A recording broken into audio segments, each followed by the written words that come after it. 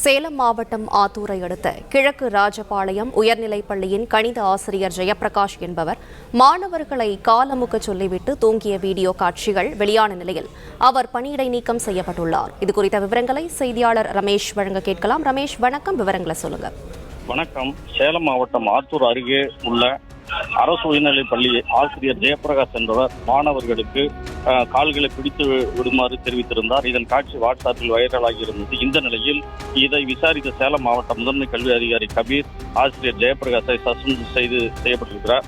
இதனால் பரபரப்பு ஏற்பட்டிருக்கிறது. சேலம் மாவட்டம் ஆத்தூர் அருகே உள்ளது தலைவாசல். இங்குள்ள கிழக்கு ராஜாபாளையம் பகுதியில் அரசு உயர்நிலைப் பள்ளி உள்ளது. இங்கு கணித ஆசிரியராக ஜெயப்பிரகாஷ் என்பவர் பணியாற்றி வருகிறார். இந்த பள்ளியில் 100க்கும் மேற்பட்ட மாணவர்கள் படித்து வருகிறார்கள்.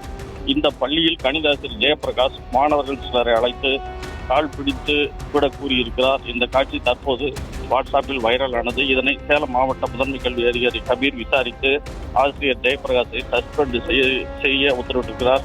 ஆசிரியர் நேரில் வந்து விளக்கம் அளிக்கவும் அவருக்கு கடிதம் அனுப்ப வைக்கப்பட்டிருக்கிறது.